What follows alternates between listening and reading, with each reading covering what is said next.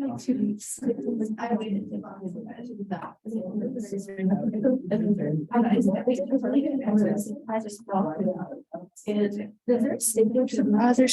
there's one right here. And then hold on to the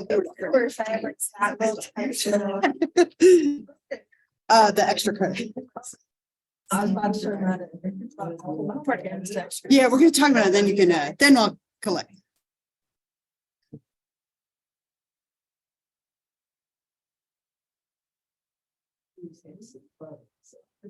Great. Good morning. Did you see it's gonna get up to 75 this week? I'm like, that's awful. What was it? Plus 75. I feel like it's been way too close. It's been cold. Like, so I'm just like a hoodie person. Like, Yeah. it's too cold for a hoodie. Like, It is. It's like jacket weather. yeah. For us, right? Like, It's so full-on cold. jacket. I hope that everybody nice weekend. I wrote this up on the board. I talked about it last time, and I just want to remind you that the first part of our paper is due on Wednesday. So we talked about that a little bit last time. We went over the instructions, but I'll remind you today and I'll remind you on Wednesday. So 2 more opportunities. And again, this is only worth 10 points, but it's kind of an easy 10 points, right? And it's the first part of the paper. So you want to make sure you get those points. But it's due by Wednesday at 11:59 p.m. on campus. You're turning it in electronically. And remember, the focus is that you're picking your show and your character with just a little description of why. Why are you interested in that person? And they give you the citation information for your show, and it does not have to be in any particular format. Okay, so the final paper, we're going to do some APA formatting stuff, but you don't need to worry about that yet, right? We're going to build up to that. We'll do some discussion of what I want you to do. For now, any format is fine. It just needs to be typed and turned in on Canvas. So I'll remind you one more time on Wednesday, but are there any other questions or anything about that for now? Just to check. I gave you a homework assignment, right, that we're going to talk about here for just a moment. And I put the questions back up here. I want to give you maybe like 2 minutes to just find a couple of people around you and share your thoughts really quickly. And then we'll talk about it together and I'll collect them. But find a couple of people, 2, 3, 4 people, whatever's easy. And what do you think? Do you agree, disagree? What are your thoughts on what he had to say? And then we'll talk together.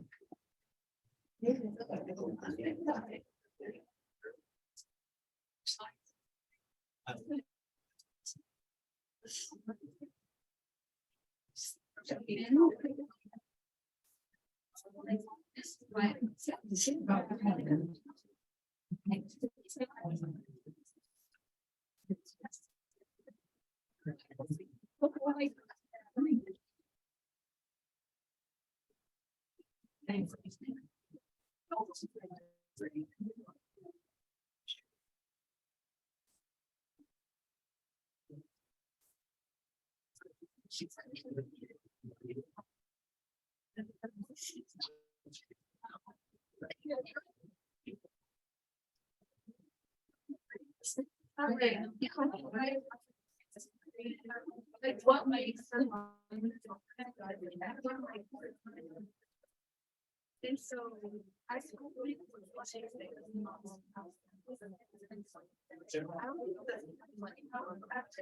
but I told like things been like very much extreme.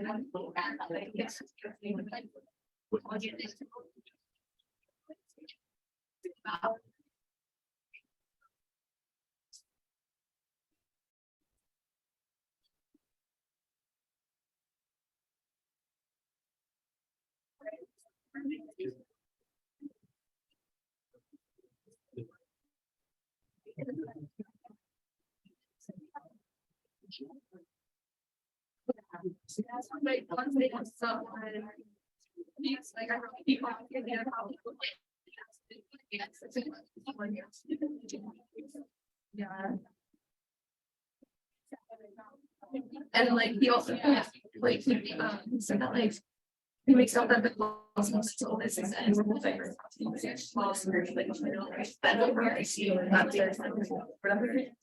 I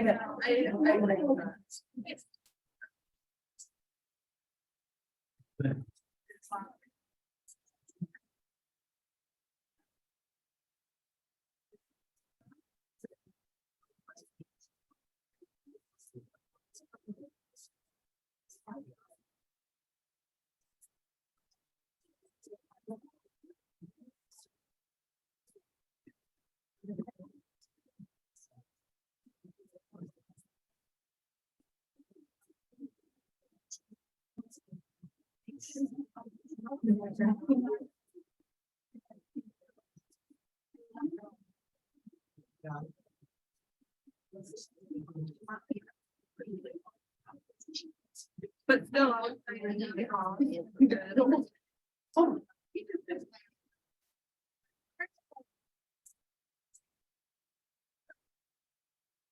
I mentioned this last time, but this is like the polar opposite perspective of the mainstream, right? This is like an extreme opposite perspective, but I think it's really important to be aware of it. And it gives you a good opportunity, I think, for critical thinking and just to look at this whole idea of mental illness from a very, very opposite way. And his book was written in 1961.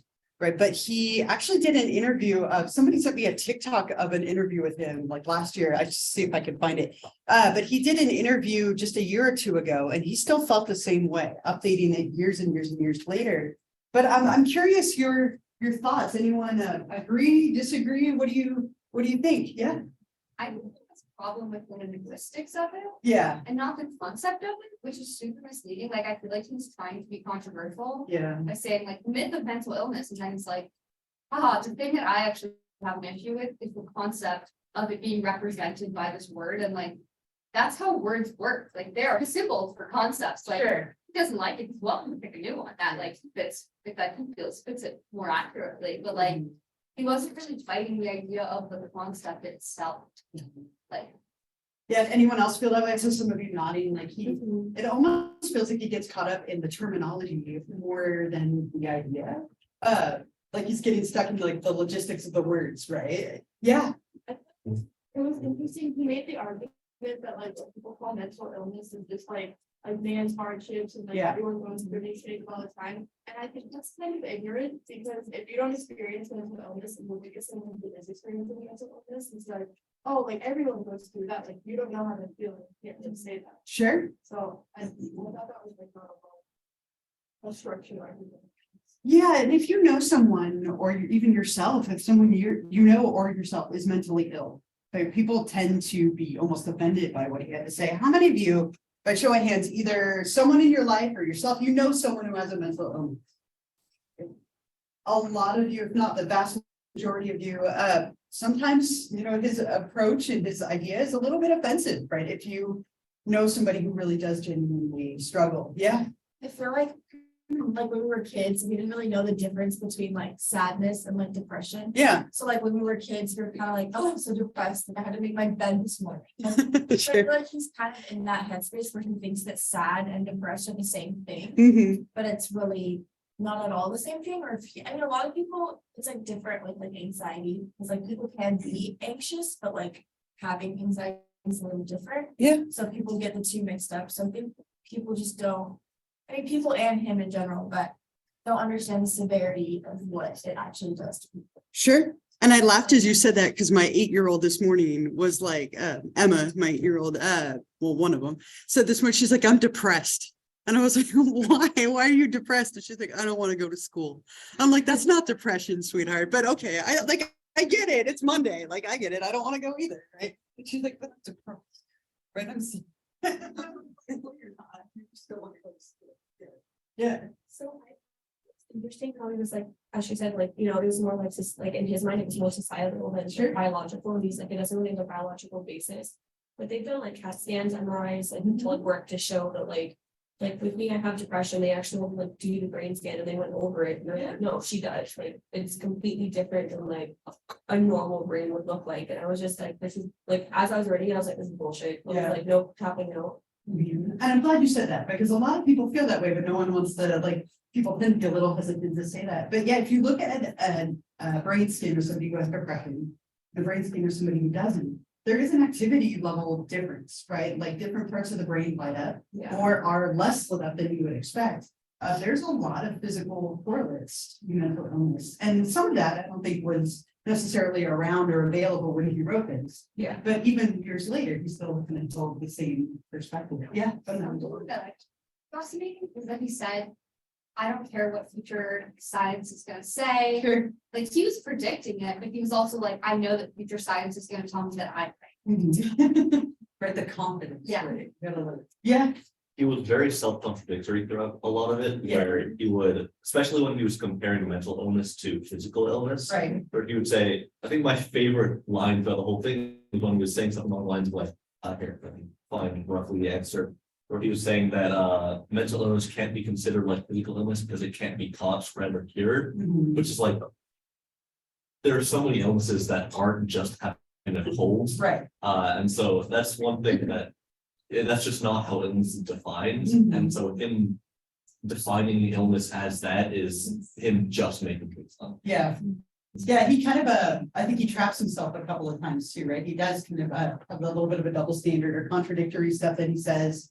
It's interesting, he even attacks the whole legitimacy of psychiatry. I mean, just completely attacking the field that he's part of, right? I mean, as a psychiatrist, and just this whole idea that the things that we suffer, the hardships that we suffer, we define them as mental illness instead of just hardships, right? That all of us would endure. I wanted you to see, again, just a different perspective. There are just as many issues with this perspective as we could say there are with the mainstream one, but I think it's important to at least be aware of. Yeah.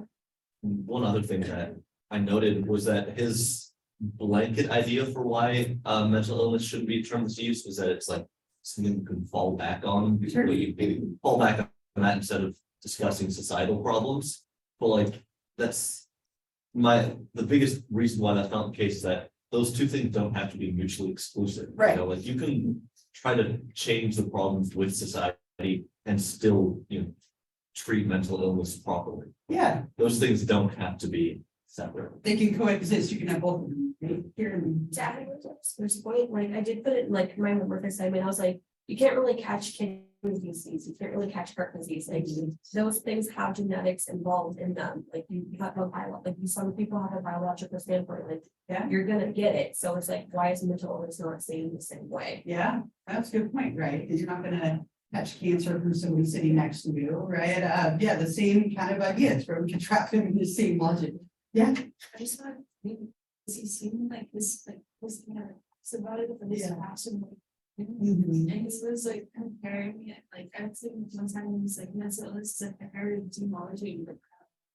With her, yeah. It was like really funny, because he just seems so aggressive, just trying to make up and have teams and. It's, Yeah, he is kind of aggressive about it, right? And comparing it to basically pseudoscience, right? Saying that psychiatry and the study of mental illness in general is not at all scientific. So like astrology or witchcraft or demonology, and he compares it to a bunch of things along those lines. Really interesting. And again, if you Google it, you can find his like more recent, I think it was 2003. So it was not super recent, but it's way more recent than 1961. You can see his article where he followed up on it. Yeah. what's that, or, we made an argument where it was like, people describe like demons in society as mental illness. And it's not inaccurate, but I feel like we have the opposite problem, like when people like exhibit deviant behavior or like commit crimes, like we don't often look into like what brought them to that, we're just like, oh, who did the factors. Yeah. We don't think it's all. Mhm. So I thought an argument was way off base there, really opposite. Yeah. And a lot of you nodding, right? I think that tends to be how his stuff is kind of received. I think he gets at a few like interesting and like thought-provoking ideas, but falls short a little bit for me anyway. And it seems like that's the case for a lot of you. I hope you enjoyed reading it. Anyone listen to me reading it? Right? I can't remember the word. I could not like pronounce it for the life of me, right? Yeah, right. I just got stuck on it. Right? If you want to laugh at me trying to pronounce a word, my kids laugh at me all the time. Like, I'll have your mom read it and forget it. Anyway, if you want to go ahead and pass those forward, just make sure your name is on there. If you have the extra credit, hold on to it. I'll collect that separately or you bring it up.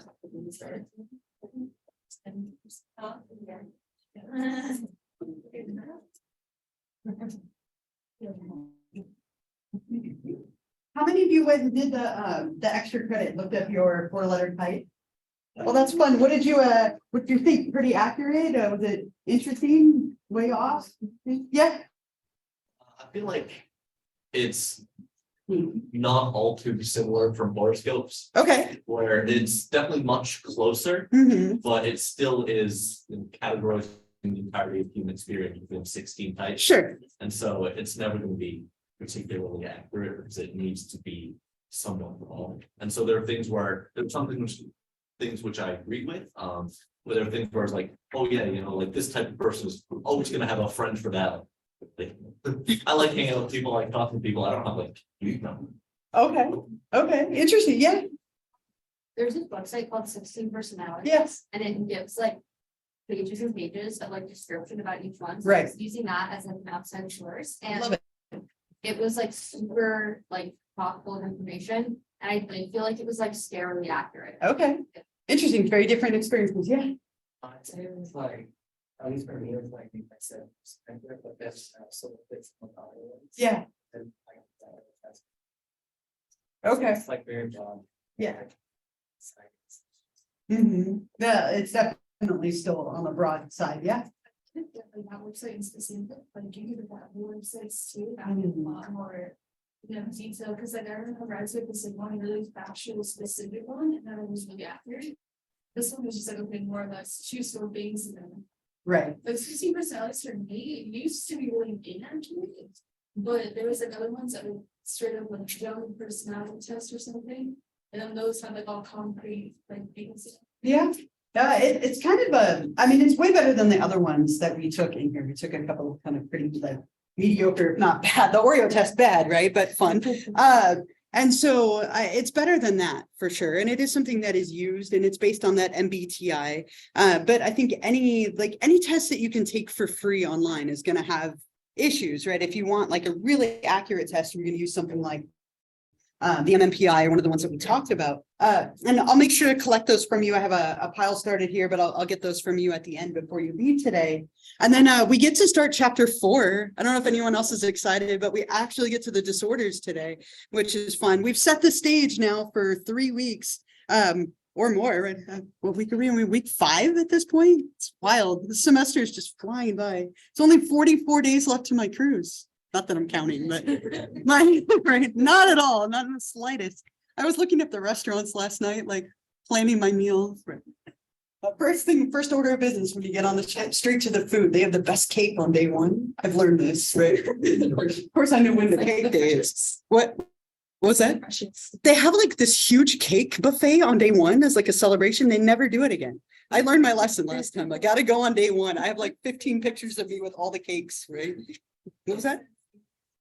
Right, bring it back to the room, right here. Anyway, I got distracted. Anxiety. Going back to that. Anxiety disorders. So we'll get into the actual disorders now that we have talked about how we viewed abnormality in the past, the different models of abnormality. We've arrived at a diagnosis, how we diagnose people and all that kind of stuff. So what we'll do from here, other than the very last chapter, which is a little bit different, we'll look at the main disorders in each group. Okay, so we're not going to cover all of them because there are quite a few, but we'll look at the bigger ones. And with each one, we'll look at some of the diagnostic criteria. What are the symptoms that you have to have in order to have this disorder? We'll look at some of the causes and treatments. Those models come back in that way. That's where we see those models all semester again. And so we'll look at things like generalized anxiety and phobias, panic disorder, OCD, and a few related disorders. And I want to mention something before I start talking about this. Here, wait, I'll go back for 1 second. It's a very common psychology student phenomenon. Okay, this happens to everyone who takes a psych class. That as we go through these, you're going to think you have every single one of these disorders. Okay, so as we're going through this chapter, if you're like, I have that, and I have that, and I have that, I have like 92 disorders. Probably not, maybe 1, maybe 2, right? And if one of these sounds like you know, look into it a little bit more, it's possible. But there's no way you have all of them. So just keep that in your mind as we go through. If they all sound like you, it's not possible. And it's really common that we all have elements of every single disorder.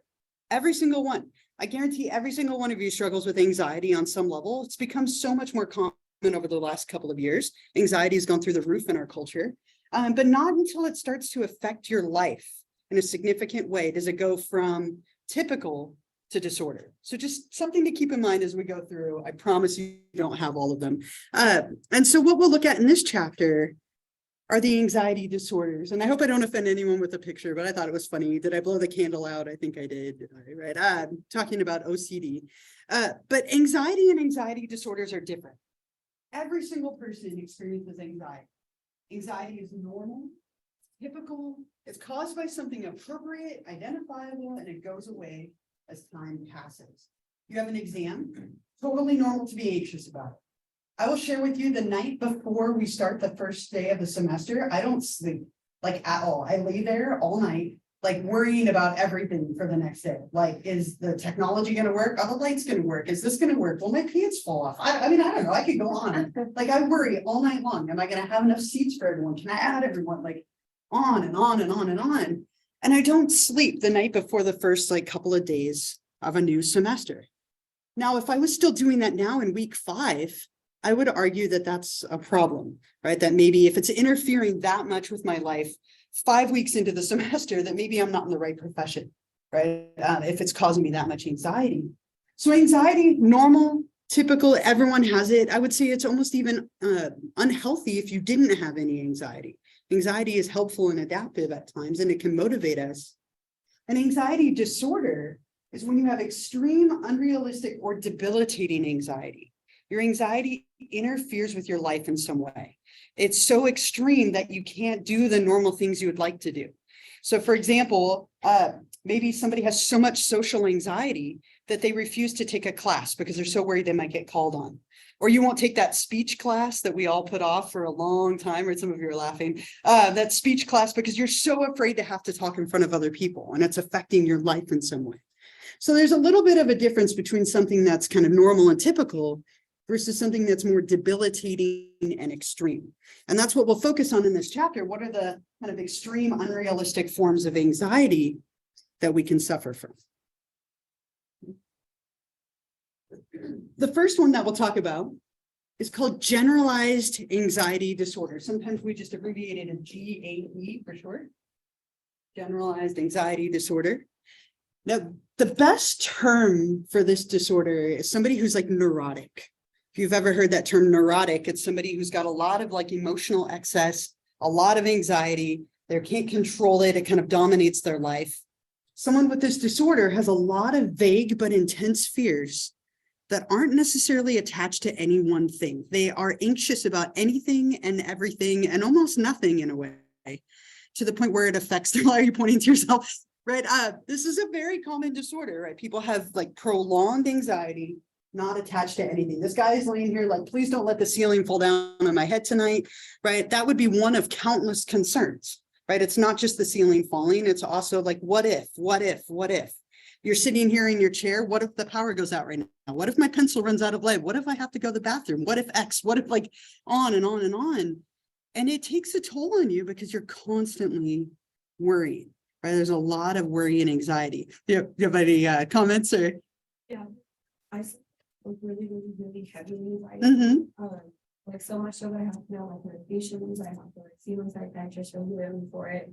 Because like my family always told me, oh, you're just like an overthinker, like you just don't think about it, nothing bad's gonna happen. But then that would make me like start thinking of worse things that could happen. Sure. Oh, I can't tell my family that like, what if this happens? Because they're gonna be like, you're just overthinking it, stop it. Like, it's not the easiest thing to deal with, especially when others around you don't have it. Yeah, for sure. Right. This can be very like consuming for people, and every disorder that we talk about exists on a spectrum. It can be very mild all the way to very severe and everything in the middle. But some of the criteria for this one, so you have to have excessive anxiety and worry.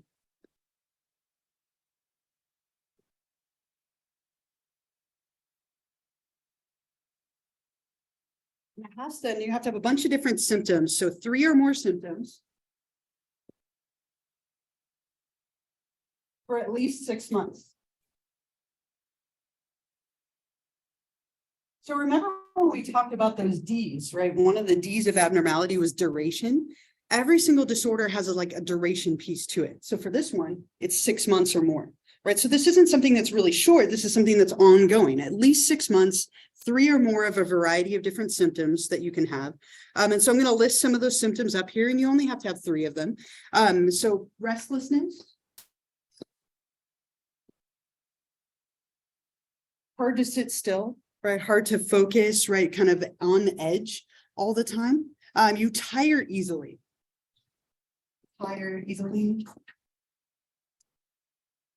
A big reason for that is you're constantly worrying. Worrying and anxiety take up a lot of energy. It also tends to affect your sleep.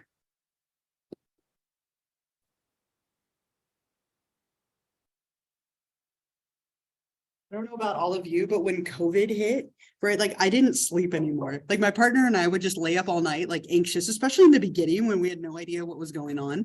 I just didn't sleep. Like I'd lay there and worry. And that's a big part of this is people worry and then they can't sleep, which makes them really tired during the day, right? They kind of interact with each other in that way.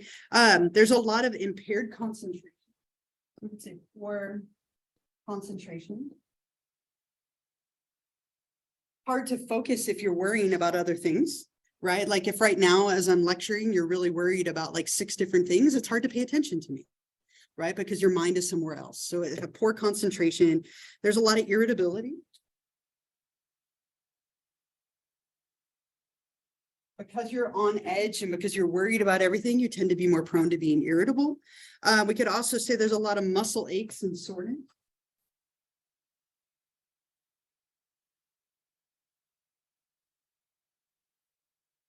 When we're stressed out, we tend to clench our muscles, right? And so what can happen is you can start to get headaches from that. It can cause like tension in your neck, which can again lead to headaches or like jaw pain. It tends to have like an element of causing your muscles to be tired and sore. And again, the idea here is that you're worrying about a bunch of different things, not just one, because we'll talk about one thing in a minute, but it's everything. And there are 2 criteria that are common for every single disorder. And I'm going to mention them once, and then I probably won't mention them again. But for every single disorder, you have to have 2 criteria. Every single one, right? These are like the last 2 for each one of them. It has to cause clinically significant causes. Clinically significant distress or impairment.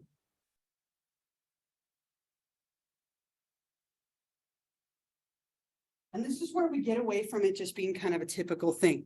It has to clinically cause distress and impairment. It's affecting your life in some way.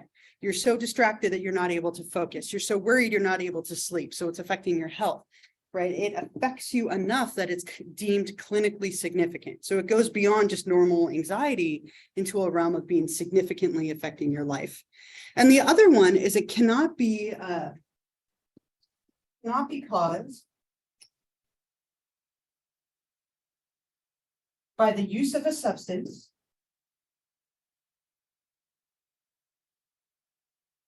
or a general medical condition.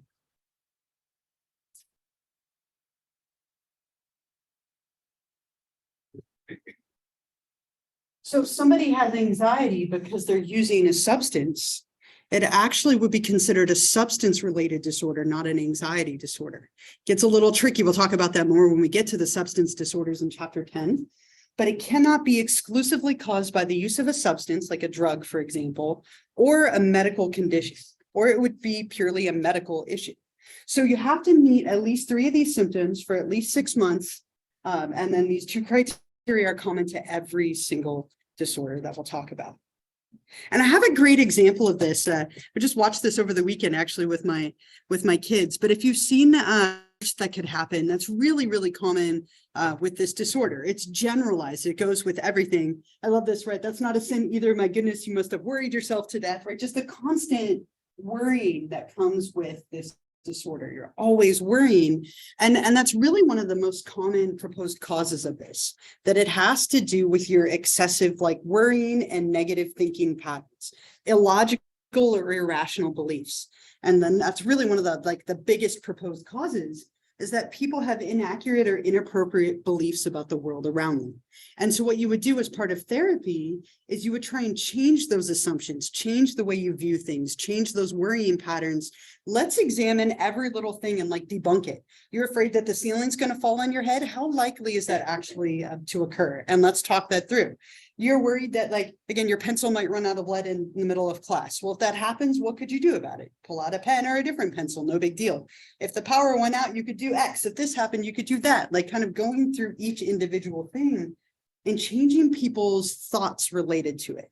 And this is a type of therapy called rational emotive therapy, created by this person here, Albert Ellis. and he's smiling at you, but he's kind of like an aggressive guy. Like when it came to therapy, he would just flat out be like, you're wrong. That's stupid. Why would you believe that?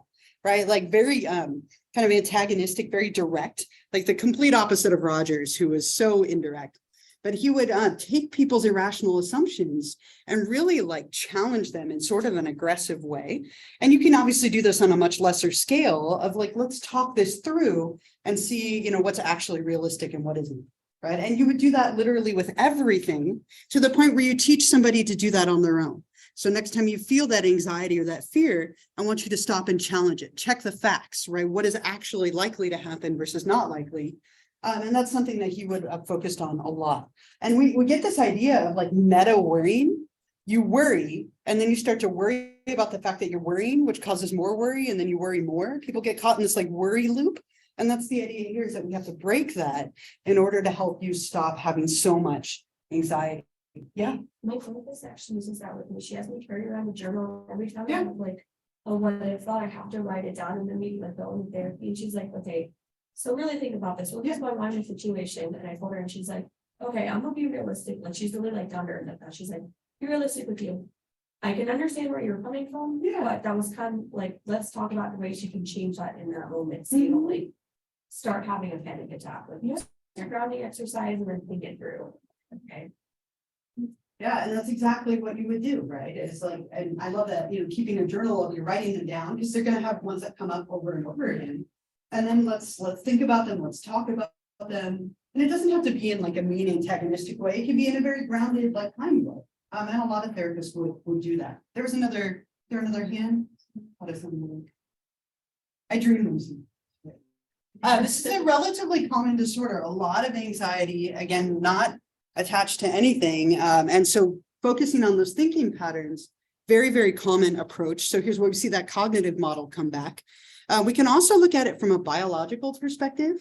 From a biological perspective, this could be something that's genetic, right? You'll see a genetic element to a lot of disorders, but it's also thought to be related to a neurotransmitter called GABA. GABA, which stands for gamma aminobutyric acid, right? GABA is a neurotransmitter here that if it's in a very low level, is thought to cause people to have more anxiety. So when we have low levels of GABA, it correlates to anxiety. Now there's no way for us to test someone's GABA levels. We don't have that ability, but we can give them a drug that increases or decreases them. And that's kind of the way we would test it. And so if we believe that GABA is the culprit, we might prescribe somebody a medication to help them with this disorder. We could give them a benzodiazepine, which are relatively commonly used here, things like Valium and Xanax. We could also consider relaxation training, getting you to learn how to calm yourself down on your own if you don't want to be reliant on medication. But Valium and Xanax are very commonly used drugs here. They have some downsides though. They tend to make people really, really sleepy. And people can, what was that? Yeah, and that's the other thing, is you can get very addicted to them. Like they become a crutch for people. And this is always like a pet peeve of mine. I see this in movies all the time. Somebody will be anxious and they pop a Valium or a Xanax and they instantly feel better. Instantly. Drugs don't work that way, right? You know this, right? A lot of you are like, no, right? If only. Drugs take like a good 20 to 30 minutes to take effect, depending on the drug. And so if somebody takes a Valium or a Xanax and they feel instantly better, that's all in their mind. Right. And that isn't necessarily a bad thing, but you can see how people would become really like reliant or dependent on these. And they're very commonly abused drugs as well. If you combine these with alcohol, they can be deadly, right? And they can cause people to have all sorts of negative side effects. I always think of Bridesmaids. You've seen Bridesmaids, right? She takes I think Helen gives her likely like a Valium or a Xanax to help her calm down because she's afraid to fly. And then she drinks it with alcohol and then she's hallucinating that there's a continental woman on the wing, right? And like losing her mind. When you combine these with alcohol, they can be very unpredictable and have an even more powerful and dangerous effect. Yeah.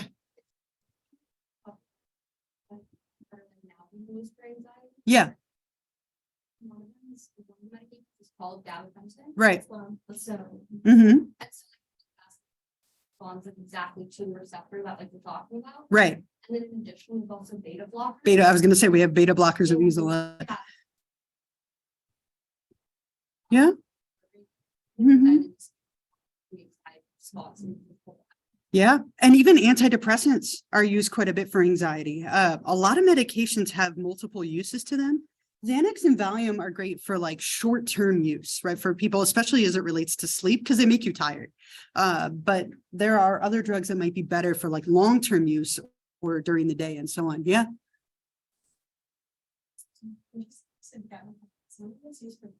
Yeah. Which is interesting.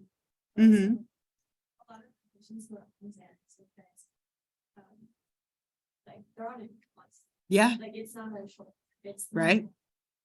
It can be. It can be something that people take their entire life. And obviously it's something that you usually want to take sparingly because it can, if any of you have ever taken either of these, I mean, they make you very sleepy. So it's difficult to function during the day on them unless it's at a very low dose, but they're commonly used. Yeah. Yeah, I got prescribed Xanax and I ended up taking it like one time. And I remember I had like the worst nightmare of my life and actually woke up with worse things, like worse anxiety and I went to sleep. Yeah, I was that's like, awesome. Never again. Mm-hmm. And medications can be like that, right? If you listen to the side effects for them, sometimes they make things worse, which is super frustrating. Was that a, oh, no, okay, just. Right, so between the cognitive perspective and the biological perspective, those are the two big ones for this disorder, right? It might attack somebody's anxiety either through a cognitive lens or a biological one or both. Not uncommon for someone to take a medication and go to therapy to challenge the thoughts, right? That's relatively common. They might occur together. You see that with a lot of disorders. People will attack it in multiple ways together. The next one that we'll talk about, fear versus phobias. Similar to anxiety versus anxiety disorders, fear is something that we all experience. I guarantee almost every one of you, if not all of you, have something that you are afraid of, that you would rather not encounter or rather not have to do. A lot of you nodding or smiling, right? It's common. We all have fears. Fears are common and they're usually rooted to something that's a threat to our well-being. Right? You come across the wrong spider or the wrong snake and it bites you, it could kill you. Or fall from a high enough building, it could kill you, right? A lot of things can be dangerous. And so having fear isn't unhealthy. Fear is very adaptive and normal and typical, but it can go awry. It can become so severe that it becomes a phobia. And phobias are when people have intense paralyzing fears of something that is excessive and unreasonable. Right, so it's a very excessive, unreasonable fear that causes a lot of physical effects. You avoid things. There's a lot of symptoms with this as well. And you can have a phobia of literally anything and everything. There are common phobias like spiders and snakes and confined spaces. Sickness and germs has become one of the most common phobias over the last few years. And there's literally, as I said, like a phobia of everything. They all have like a technical name for it. Even fear itself has its own name. But something you can easily look up if you want to know the technical name for your fears. But I have a little video that introduces these briefly, and I want to share it with you. The woman in the video is terrified of birds and feathers. Right. So just to put that out there, if that's like your fear in any way, I wanted to warn you. It starts with like a little spider, which is not my favorite, but right. But it's something that's very impacting. Phobias are intense. They're excessive. They're unreasonable. Being afraid of a feather isn't necessarily reasonable, right? What is the feather going to do to hurt you? But there are connections that have been formed. And now all of a sudden a feather is scary. These are usually something that are learned, and then our goal is going to be to unlearn them. And that tends to be the main approach. So a few things here. It's a significant and persistent fear of like an isolated thing. These are called specific phobias. So it's a fear of something specific rather than the last one, which was generalized. It's kind of everything. And then you have to have this for at least 6 months. And they don't specify a number of these symptoms. It's usually people kind of experience all of them, but you have what's like an out of proportion fear. So something that is out of proportion to the situation, right? So reacting to be terrified of a feather, which can't necessarily harm you, right? It's kind of out of proportion to the situation at hand. Exposure to the thing that scares you, we call a phobic stimulus, whatever it might be, a feather, a spider, heights, a snake, whatever. Exposure to it causes an immediate anxiety response.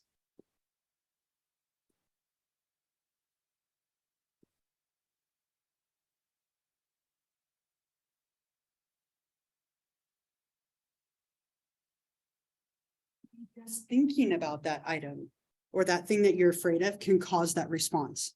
So whatever it is that scares you, if you're exposed to it, you have an immediate and intense response.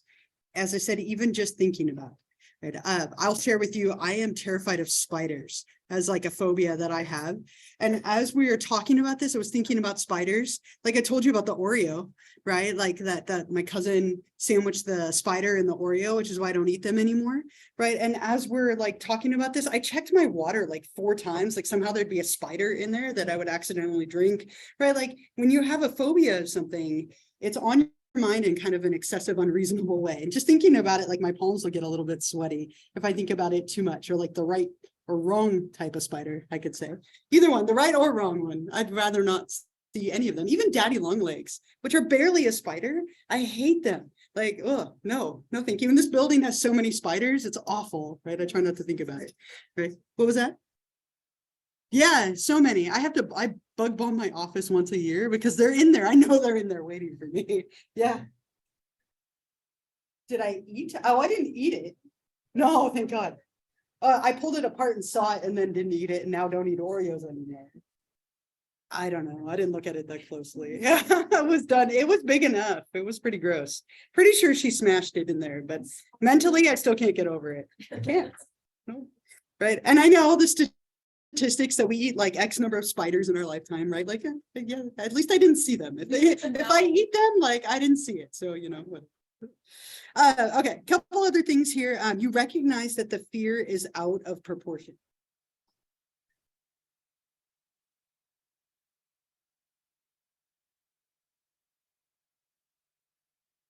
So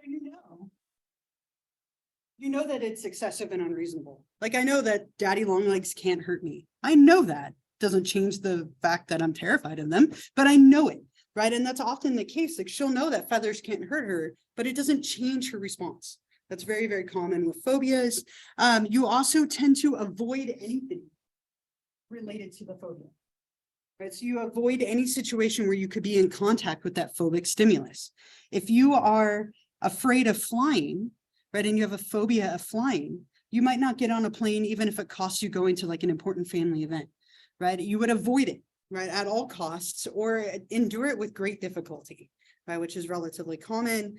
And then that interferes with your life in some way, right? It causes that clinically significant distress and impairment. And as I said, there are phobias for everything. We used to call this one social phobia on the bottom, but now it's called social anxiety disorder, just because it's so common. But literally all sorts of these. So I told you I have a phobia of spiders, right? Anyone in here have a phobia or know someone who has one? Want to share, right, at all? Yeah, good, you're the first day.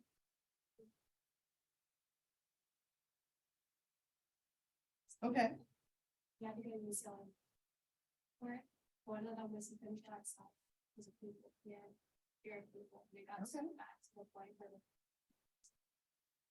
Wow. Yeah, that's an intense one, right? Definitely going to affect your life. Yeah. So spider, I breathe, very long legs are really creepy. Yeah, they're awful. I think it's because their legs are so like. Yeah. Yeah, that's enough about that, right? Yeah. Yeah. snakes. So my Snakes. sister has a phobia of butterflies. Butterflies, those dangerous butterflies, right? And it's okay. So when it's not your phobia, it's funny, right? Like, well, so we can say that. Like when it's not yours, it's kind of funny. When it's your phobia, there's nothing funny about it, like whatsoever, right? But butterflies, that's a great example of one that they're not dangerous, but they can be phobic for somebody. Yeah. I used to have like an irrational fear of elevators. 'Cause I was Elevators. expecting one when I was like 8 or 9. Yep. And my family, we went on like a trip somewhere and we were on the 9th floor at this hotel and I refused every time to go up the elevator. Mhm. And so every time that we'd have to go up to our room, like my mom would go up like the 9 flights of stairs with me because I just refused. Mhm. It's a lot better now, but Yeah. I was like definitely like I refused. Yeah. And that's that avoiding, right? Like you'd rather go up the stairs, right? It's good for you, I suppose, right? But yeah. It's not very anxious. Like I don't really fear many, but butterflies is actually Butterflies. my biggest fear, which is so embarrassing. Yeah. But like I'm not scared of like heights, spiders, Hmm. things like that. Like I mean, I don't really like loud noises. I can get like sensory overload. Like, Sure. It's not really a fear. Like like something's loud. Like it scares me. Mhm. Like, Butterflies. yeah, I say butterflies, and then people ask me if it's from SpongeBob. Hmm. And I don't even know what they're talking about. Right, there's an episode with like, oh, and it was years ago. I know what I actually know. I've seen that. It's been a while. Yeah. Hmm. It's just like those being caged with those butterflies that exhibits scares the living short out of me. Yeah. I mean, and I'd rather avoid it. I'm sure a lot of people would rather avoid it, but some people it's too much. Yeah. Okay. Agoraphobic, you said? Yeah, and we'll talk about agoraphobia probably next class, but fear of like going out of your house, fear of being like trapped and embarrassed. That's a really interesting fear. It's got a lot of elements to it. Yeah, that can happen with people, and then it's very directly connected to panic attacks, which we'll talk about too. I'll go here and then I'll come over here. Yeah. I'm like terrified of being in the airplane with flying because I was 6 years old and I don't think my very first airplane ride. We went through a lightning storm and like there was like a technological glitch and the plane had like dove down for a little bit before they were able to get it. Like, That's terrifying, yes. I cannot, like how it is. If I have to fly, I literally have to be like drugged out of my mind Okay. in order to be able to do anything. Like, Yeah. we're going to Hawaii and then I'm like putting Benadryl in my backpack and I'm Yes. coughing every time I wake up and I'm not. It's not happening for me. Yeah, and that's so common, and I imagine a lot of you, and we've heard this a couple of times already, phobias are often rooted in a bad experience, right? Something happens to you, or you see it in the media, or somebody you know, and we get a phobia from it. It happens a lot, right? A lot. When I was little, and I think this is why it's daddy long legs specifically, when I was little in preschool, these kids locked me in the bathroom, right? I don't know where the teacher was, different time, right? They locked me in the bathroom and turned off the light, and the light was on the outside, which I have no idea why they would do that. And I was in this bathroom for it felt like forever. It was probably like a minute, right? But there were all these daddy long legs in the bathroom. And by the time I was let out, they were crawling on. And so I ever since have been terrified of spiders, specifically daddy long legs. Like I can trace that back. A lot of phobias can be traced back. Like preschool bullies, the Right? Really, preschool.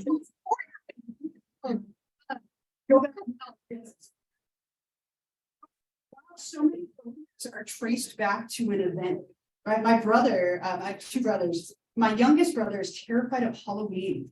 Like he hates the holiday, right? Like he won't trick or treat, he won't go to the candy, he won't wear masks, he won't dress up. He hates the holiday because when he was little, he watched scary movies at too young of an age. He's way younger than myself and my other brother.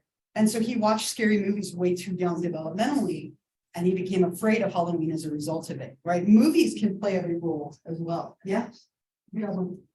So it's like really weird, like the ocean, like it's specific, like this ocean. If you have to sort of read them when it's here, another ocean, he doesn't like won't go in, but like anytime water is in this, he'll like bring that. Interesting. Okay. Like so there's parents and those things and he's going to be mystery story and I'm reader and she just I loved it. Oh, dolls, right? Annabelle hasn't helped with the doll news, right? Yeah. Cryptophobia. Yeah, I was gonna say about holes, right? Yeah, some people hate holes. And they're like, so. Yeah, yeah, it's a real thing, holes. I gotta test it. It's like, it gets like linked with these. Yeah, people, it's a legitimate fear, right? People don't like holes and they're afraid they're gonna fall into them, or there's something in them, right? Yeah, sorry, I've skipped you. Yeah. I feel like a dumb question because homophobia considered a specific phobia. So it's more the fear of either being homosexual yourself or of people who are homosexual. So, I mean, the idea behind it relates to a phobia, but it's like that negative, fearful response of other people's orientation. It's doesn't quite fit, but the name definitely connects to this, but it's more the discomfort of other people identifying as like homosexual and the effect that can have, but it doesn't tend to lead to an irrational, like paralyzing physical response, but it might have irrational, like emotional responses that go with it. So yes and no, it's kind of tricky. Yeah. Interesting, because I could argue that like it does cause them to Right. avoid places Yeah. where, like would see people who are gay. Right. You would change your behavior, like some people Uh-huh. would be aggressive. Right. Or gay. Yeah. And, like, It doesn't fit perfectly, but you could make it fit. You could definitely make it. It is, and you could easily make it fit, even if it's not perfect. Anybody else? Any other random phobias you want to share before we move on? Yeah. Oh, sure. There's certain sounds. Sure, probably. Okay.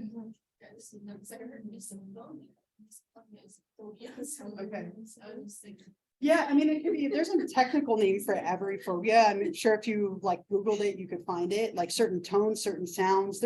You can literally have a phobia of anything and everything. Yeah.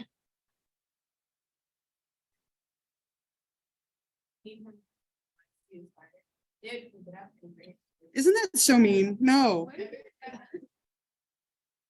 Yeah. Yeah.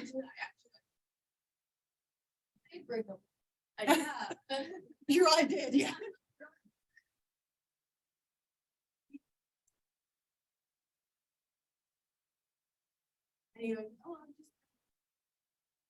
Do you see me laughing? No. And it's so hard when people have a phobia, it makes them easy prey in a way, right?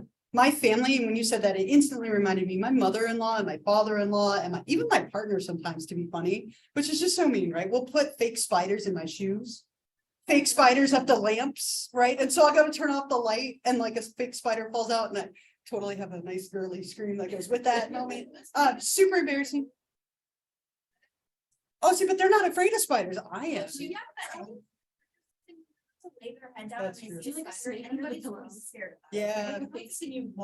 So I'll tell you really quickly, I'll tell you a very satisfying story. So my mother-in-law, right? I love to pick on my mother-in-law, but she used to put spiders up everything. Like, and I got so sick of it once that I planned like an elaborate prank and she's never done it since, right? So I'll share it really quickly.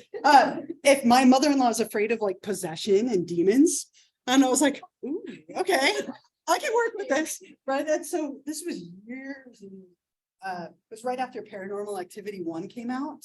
And she was staying with us and my father-in-law was gone. He went on a fishing trip. So it was just her. And I got in so much trouble for this, but it was worth it, right? It was worth every moment of the trouble I got into. I had stood in her room over her bed. Like Katie in the movie, I just stood there and stared at her. She didn't wake up, so I was she woke up, saw me, rolled out of bed, fell out of bed, peed herself. It never, ever scared me again with spiders. I was in the dog house for weeks. No, I just stood there and like stared at her and didn't respond, like I was possessed. And she literally woke up and saw me fall out of bed and peed herself. Like, right, I lost, but I won too, right? So it's so easy when people have phobias. I mean, it's ridiculously easy to prey on them because they have this immediate irrational response, right? And even to lesser degrees of things that we're afraid of, right? Like a fake snake or a fake spider, like those can do it for us. Just as much as the real thing can at the same time. So literally you can have a phobia of anything. I mentioned this earlier that they're almost always caused by an event, right? Typically they're caused by an event, something that you were exposed to when you were quite young, either something that happened to you, something that you watched in a movie or a TV show or another person going through, like you mentioned, like being on the airplane with the lightning and the turbulence, right? Like that'd be enough to do it, right? And maybe the butterflies, maybe there was something that happened when we were young that you don't remember. Like it's very common that there are certain fears that we're more predisposed to, right? There are very common phobias that people have. And it's also very common that it's an event that happened. And so the idea is if we believe that it's very behavioral, that you learn to have this fear, the thought is that we can then unlearn it, that we can teach you to stop being afraid. And so the treatments for phobias are typically very behavioral in nature. If we believe it's caused by conditioning, we're going to recondition you in a way. And so that's what we'll talk about from here. There are two really main ways that we treat phobias, and they're both very, very behavioral in nature. From that behavioral model, we can do what's called systematic desensitization, or we can do something called flooding. One is gradual and kind and slow. One is very, very fast, almost like ripping off a Band-Aid. It tends to be personal preference. Some people like to attack things head on quickly and get it over with. Other people would rather gradually build up to it so that they don't die, right? Or don't have a heart attack or don't have too much anxiety. Sometimes people can have really negative responses to flooding. Like if you, in theory, to flood me of a fear of spiders, you would like put me in a tank of spiders and let them crawl all over me. I would die. That'd be the end of me. I would die. I know it. Like I would have a heart attack. And people do sometimes have heart attacks during flooding procedures. Versus systematic desensitization, you create a hierarchy and then you systematically desensitize people to that hierarchy. So if you're afraid of heights, for example, maybe you start at 1 floor and then you go to 2 and then 3 and then 4. You slowly move up the hierarchy, pairing it with relaxation and calming exercises until somebody can handle like quite a bit more. It takes a lot of time. It takes a lot of sessions versus flooding. You would take somebody up to the top of the tallest building you could find and have a massive exposure right off the bat in hopes that a smaller exposure no longer causes the same amount of fear. Yeah. Funny, I was actually really afraid of heights, so I would actually stay away from windows, but I don't hate looking. So to get over it, when my buddy turned 18, he used to skydiving. Yep. And I was like sweating halfway up. Yeah. Yeah, I just felt like it just kept going up forever. And you did it. You jumped Yeah. out of the plane, you survived, and you Yeah, did it, it was right? fun. And you're not the first student that I've had who's tackled the fear of heights through skydiving. I actually had a student years ago who went skydiving on her own as her own form of flooding to tackle her fear of heights. She's like, I swore the poor guy had to tip it really well because the first jump they would hand him. And then she went back and did it again. You can do these things on your own, right? For sure. You can face a fear head on your own or slowly on your own. But sometimes people prefer to have someone along for the ride to help them. There was another. Is there another hand? Yeah. So I bring back to the phobia thing. Another thing I'm like terrified now of is lightning. Like if there's a lightning and Yeah. thunderstorm, I will not go outside. Sure. I literally hide in my bed all day. Yeah. Like there's lightning or thunder, I'll be like, I'm not doing anything. So you guys can go out if you want to. I'm not doing Right. anything today. One very long session, which isn't traditional. Usually they're 50 minutes, but that one is much longer. Behavioral sessions might be quite a bit longer because you're doing some kind of technique that often requires a lot of setup to do. Like the flooding would require a lot of setup and like building up. But the idea behind both of them is the same. We're going to expose you to something that you're afraid of, recondition you, show you that nothing bad is going to happen, right? This could be that you get on a roller coaster, right? Or you go skydiving. You could do these things on your own. I always think every time I talk about this, I'm like, I could totally tackle my fear of spiders if I wanted to, right? Like, I'm like, if I wanted to, I could. And I'm always like, see, I could touch that spider. And I mean, if I wanted to, right? I don't want to, so I'm going to stay over here. But every time I'm like, I could totally do it. Like, I'll look at it as I do it. Right? It made me all sweaty just to think about it. But you can do these things on your own. The idea here is that we have a therapist that will either slowly build you up, or we can go at the extreme, which will help you to get over it much faster, but it's not for everybody. Right? If you had to pick one, just as a last slide, how many of you would rather do systematic desensitization slow, but it takes a bit, but it can get you there? How about flooding? Do you want flooding?